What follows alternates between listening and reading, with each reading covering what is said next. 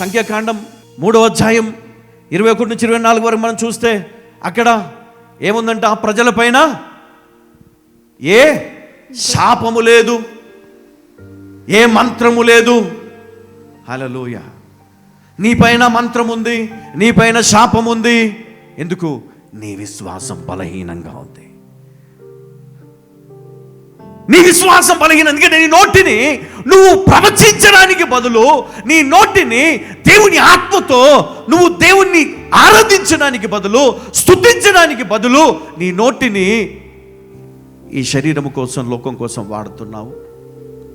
Maybe అదొక business లాగా మనకు కదా. ఒక బిజినెస్, మనం ఏదైనా ఒక వ్యాపారం చేస్తున్నాం, కంపెనీలో జాయిన్ అయిన తర్వాత చాలా అబద్ధాలు ఆడతారు, ఆడాల్సి వస్తుంది. బికాజ్ నీకు targets, business, money, target, goal, success ఇవన్నీ రావాలంటే అబద్ధాలు ఆడాలి, డబ్బు సంపాదించాలి. అదే దేవుని రాజ్యములో, దేవుని పాలసీలో అబద్ధము లేదు, ద్వేషము లేదు, పగ లేదు, స్వార్థము లేదు. మరి ఇవేవి లేనప్పుడు మరొకటి ఏముంది? ఫెయిత్. అమ్మా నువ్వు నమ్ముతున్నావా? అయ్యా నువ్వు నమ్ముతున్నావా? ఇది నేను చేయగలనని, ఇది నేను చేయగలనని నువ్వు నమ్ముతున్నావా? ఎస్, నువ్వు నమ్మగలిగితే ఆ కార్యము చూస్తావు. హల్లెలూయా. నువ్వు నమ్మకపోతే ఆ కార్యం నీ జీవితంలో ఎన్నటికీ జరగదు, ఎప్పటికీ జరగదు, ఎన్నటికీ జరగదు. 100%. కానీ నువ్వు నమ్మితే లోకము ఆశ్చర్యపోవాల్సిందే. నువ్వు నమ్మితే నీ విశ్వాసము ఘనమైనదైతే నీ పక్కన వాళ్ళందరూ ఆశ్చర్యపోవాలి. ఏంటిది, నిజంగా వీడు అనుకున్నట్లే జరిగింది. మా అందరికీ తెలుసు ఇది రాదు, ఇది జరగదని. వీడు ఒక్కడే అన్నాడు కానీ జరిగింది. ఇది ఎట్లా? సాధారణుడు దానికోసం ఎన్నో ప్లాన్లు వేస్తాడు. నీ ఫెయిత్ని పాడు చేయాలి, నీ విశ్వాసాన్ని బలహీనపరచాలి, నిన్ను పూర్తిగా ఓటమి పాలు చేసి లేమిలోనికి తీసుకొని వెళ్ళి నిన్ను ఒక దరిద్రునిగా చేయాలా, నీ లైఫ్లో నువ్వు ఎప్పటికీ ఎన్నటికీ సక్సెస్ కాకుండా చేయాలా. ఇది సాతానుడు చేసే పని. కానీ ఏ వ్యక్తి అయితే ఈ నోటిని దేవుని కోసం వాడతాడో, ఎవరైతే ఈ నోటిని దేవుని స్తుతించడానికి, ఆరాధించడానికి వాడతాడో, ప్రార్థన ప్రార్థన ప్రార్థన ప్రార్థన ప్రార్థన. నువ్వు బయట ఎక్కడో ప్రయత్నం చేయకు, నువ్వు వెళ్ళి బ్యాంకులో నువ్వు వెతకకు, బ్యాంక్ లోన్ కోసం ప్రయత్నం చేయకు, లేకపోతే ఇంకెవరి దగ్గర నువ్వు ప్రయత్నం చేయకు, ఇంకెక్కడో ప్రయత్నం చేయకు, ప్రార్థన చేయి. హల్లెలూయా. ఏం చేయాలా? చదువు, వాక్యాన్ని చదువు, ప్రవచించు, పలుకు, నీ సమస్యతో పలుకు, నువ్వు మాట్లాడు. నీ సమస్య నిన్ను వదిలిపోతుంది, నీకు అర్థం కూడా కాదు. నీ అప్పులు నిన్ను వదిలిపోతాయి శాశ్వతంగా. ఈరోజు అదొక శాపంగా ఉంది నీకు, అదొక భారంగా ఉంది నీకు. అది ఒంటరితనం, అదొక భారము, ఒక శాపము. అయితే దేవుని ప్రజల పైన శాపము లేదంట, మంత్రము లేదంట. వారు సింహము వలె, గర్జించు సింహము వలె వారు పైకి లేస్తారు. దేవుడు వారికి తోడై ఉన్నాడు. చూడండి, ఆయన ప్రజలకు ఆయన తోడై ఉంటాడు. అందుకనే నేనేమంటానంటే, మీరు ఆదివారం రోజున మీరు త్వరగా వచ్చి దేవుని ఆరాధించండి. మీ కీ యాక్టివేట్ చేయండి, మీ కీని యాక్టివేట్ చేయండి. ఎప్పుడైతే మీ కీ యాక్టివేట్ అవుతుందో, ఈ నోరు మీరు పలికే ప్రతిదీ కూడా దేవుడు నెరవేరుస్తాడు. హల్లెలూయా, హల్లెలూయా, హల్లెలూయా. ఇక్కడ ఒక మాట అన్నాడు, యెహోవా నా కాపరి, నాకు లేమి కలగదు. లేమి అనేది ఒకటే కాదు, ఇక్కడ దేవుడు డివైన్ గ్రేస్ దేవుడు ఇక్కడ దాచిపెట్టాడు. హల్లెలూయా. డివైన్ బ్లెస్సింగ్ దేవుడు ఇక్కడ దాచిపెట్టాడు. అందుకనే నేను చాలాసార్లు నేను ప్రార్థన చేసేటప్పుడు నేను చెప్తా ఉంటాను, ఎప్పుడైతే మీరు దేవుని ఆరాధిస్తూ ఉంటారో, ఎప్పుడైతే దేవుని వాక్యాన్ని చదువుతూ ఉంటారో, మీ నోరు ప్రవచించే నోరుగా మారుస్తాడు దేవుడు. హల్లెలూయా, హల్లెలూయా. సమయం ఇవ్వండి దేవుని వాక్యం చదవడానికి, సమయాన్ని పెట్టుకోండి ప్రార్థన చేసుకోవడానికి. ఎంతసేపు పరిగెత్తకండి బయట. ఒకరోజు కూర్చొని బాధపడాల్సిన పరిస్థితి వస్తుంది కదా.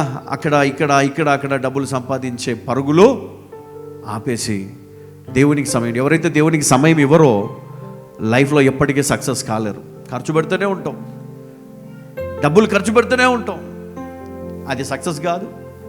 నువ్వు ఆ గోల్కి రీచ్ అవ్వవు. నువ్వు రీచ్ అవ్వాలి అంటే ఒకటే, దేవుని సన్నిధిలో సమయాన్ని ఇవ్వు. దేవుని కోసం స్వరమెత్తి ఆరాధించు, స్వరమెత్తి దేవుణ్ణి గణపరచు. ఎప్పుడైతే దేవుని నువ్వు ఆరాధించడం మొదలు పెడతావో, నేను చెప్తున్నా, నీ ఇంటిలో ఉన్న ప్రతి ఒక్కరి పైనకి దేవుని ఆత్మ వస్తుంది. నువ్వు అడగాల్సిన పనిలే, నా కుమారుణ్ణి మార్చు, నా కుమార్తెను, ఆమెకు మంచి మనసు మంచి ఆలోచన ఇవ్వను అడగాల్సిన పనిలే. దేవుడే చూసుకుంటాడు. వాళ్ళందరినీ కూడా దీవిస్తాడు దేవుడు. నీ కుటుంబాన్ని దీవిస్తాడు దేవుడు.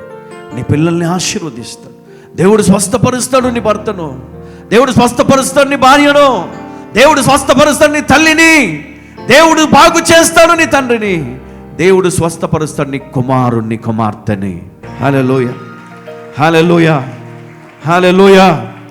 ఈరోజు మీకు భయంకరమైన సమస్యలతో వచ్చి ఉండొచ్చు, చాలా వేదనతో ఇక్కడికి వచ్చి ఉండొచ్చు. అయితే ఈరోజు నువ్వు పలకాలి నీ నోటి నుంచి ఏమని? పచ్చిక గల చోట్లను ఆయన నన్ను పరుండజేయుచున్నాడు, శాంతికరమైన జలముల యొద్ద నన్ను నడిపించుచున్నాడు, నా ప్రాణమునకు ఆయన సేద తీర్చుచున్నాడు. అబ్బా, ఇదొక పద్యం, ఒక పాటగా మీరు దీన్ని మర్చిపోవద్దు. ఇదొక ప్రవచనం. హల్లెలూయా. ఇది నీ జీవితంలో జరుగుతుంది. హల్లెలూయా. ఇది నీ జీవితంలో జరగబోతుంది. ఇది నీ జీవితంలో దేవుడు జరిగించబోతా ఉన్నాడు. నా ప్రాణమునకు ఆయన సేద తీర్చుచున్నాడు, తన నామమును బట్టి నీతి మార్గములో నన్ను నడిపించుచున్నాడు కదా. చాలాసార్లు విని చదువుకొని మళ్ళీ 23వ దావీదు కీర్తన అని లైట్గా మనం తీసి పడేయద్దు. ఈ 23వ దావీదు కీర్తన నీ లైఫ్ని మార్చేస్తుంది. హల్లెలూయా. నీ స్థితిగతులను మార్చేస్తుంది, నీ ఆర్థిక పరిస్థితులను మార్చేస్తుంది, నీ ఇంటిలో ఉన్నటువంటి పరిస్థితులను, ఆ దారిద్రము నుండి విడుదలనిచ్చి నీ జీవితాన్ని నిలబెడుతుంది. హల్లెలూయా, హల్లెలూయా. దేవునికి మహిమ కలుగును గాక. తర్వాత 4వ వచనం, గాఢాంధకారపు లోయలో నేను సంచరించినను ఏ అపాయమునకు భయపడను. ఏ అపాయం భయపడను. ఎందుకు భయపడను? ఇక్కడ ఏమన్నాడు? నా లేమికి నేను భయపడను అన్నట్టు మాట్లాడుతూ ఉన్నాడు. నాకు లేమి కలగదు అంటే ఆయనకి భయం లేదు. గాఢాంధకారపు లోయలో నేను సంచరించినను ఏ అపాయమునకు భయపడను. నువ్వు అనగలవా ఈ మాట? నువ్వు పలకగలవా? అస్సలు. ఎందుకు నువ్వు మార్గంలో పోతా ఉన్నావు.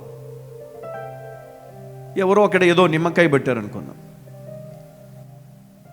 వెనకకి తిరిగి పరుగో. మనం దేనికి భయపడతాం? ఏమి లేని దానికి భయపడతావు నువ్వు. హల్లెలూయా. నీలో యేసయ్య ఉన్నాడు. ఉన్నాను, భయపడొద్దు. ఆయన ఒక్కడే, దేవుడు ఒక్కడే అని దయ్యాలు వణుకుతున్నాయంటే నువ్వు భయపడతావు ఎందుకు? హల్లెలూయా. ఇప్పటి నుంచి నిన్ను చూస్తే దయ్యాలు వణకాల. ఎప్పుడు? నువ్వు వాక్యం చదివితే. నువ్వు చదవవు కదా మరి, నువ్వు ప్రార్థన చేస్తే, నువ్వు చెయ్యవు కదా మరి, నువ్వు దేవుని పాటలు పాడితే నువ్వు పాడవు కదా మరి. చాలామంది వాళ్ళ అదృష్టాన్ని, దేవుని కాపుదలను, దేవుడిచ్చిన అభిషేకాన్ని, ఏమీ లేని దాన్ని చూసి భయపడి వదులుకుంటున్నారు. అందులో ఏం లేదు నిమ్మకాయలో, మనం దాన్ని చూసి భయపడతాం. ఏమీ లేదమ్మా, వాళ్ళు ఏదో చెప్పారు, నువ్వు నమ్మి అనవసరంగా నీ భర్తకు దూరమైనావు. ఏమీ లేదు, అనవసరంగా నువ్వు నమ్మి నీ భార్యకు దూరమైనావు. ఏమీ లేదు, అనవసరంగా నువ్వు నమ్మి దేవుని సావాసానికి దూరమైనావు, దేవుని సంఘానికి దూరమైనావు, ప్రార్థనకు దూరమైనావు, విజయానికి దూరమైనాం, వైఫలానికి దగ్గరైనాం. హల్లెలూయా. నిజం. చాలామంది అంతే, బ్లెస్ అయ్యే టైంకి దరిద్రుడు వచ్చేస్తాడు. ఎవరు? సాతానుడు. నువ్వు బ్లెస్ అయ్యే టైంకి నీ విశ్వాసాన్ని గట్టిగా దెబ్బ కొడతాడు. అయిపోయింది, ఇంకా నీ విశ్వాసం అవుట్. విశ్వాసం లేదు, ఏం లేదు అక్కడ. ఏం చూసి భయపడ్డావు? ఒట్టి నిమ్మకాయ. హల్లెలూయా. దేని చూసి భయపడ్డావు? ఇక్కడ ఏం లేదు. ఎవడో స్వార్థపరుడు ఏదో మాట్లాడితే నువ్వు నమ్మి నీ భార్యను తిట్టి, నీ భర్తను తిట్టి కదా, అనవసరమైన గొడవలు, అనవసరమైన పరిస్థితులు. కొన్నిసార్లు గొప్ప గొప్ప ప్రార్థన పరులు కూడా పడిపోతూ ఉంటారు. కానీ ఈరోజు నేను చెప్తా ఉన్నా, నీ విశ్వాసం గొప్పది అని నువ్వు అనుకుంటే ఈ రోజు నుండి నీ నోటికి నువ్వేం చేయాలి? నోటిని ఏం చేయాలి? యాక్టివేట్. హల్లెలూయా, హల్లెలూయా, హల్లెలూయా. దేవుడు ఆల్రెడీ యాక్టివేట్ చేసిన నీ నోటిని నువ్వేం చేయాలి? కాపాడుకోవాలా.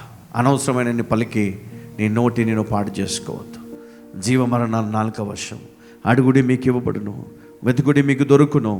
అయితే దేవుడు ఈరోజు నీకు అవకాశం ఇచ్చాడు. నిన్ను, నీ కుటుంబాన్ని దీవించాలని దేవుడు ఆశపడతా ఉన్నాడు. ఆయనను నీ ఇంటిలోనికి, నీ జీవితంలోనికి ఆహ్వానించు.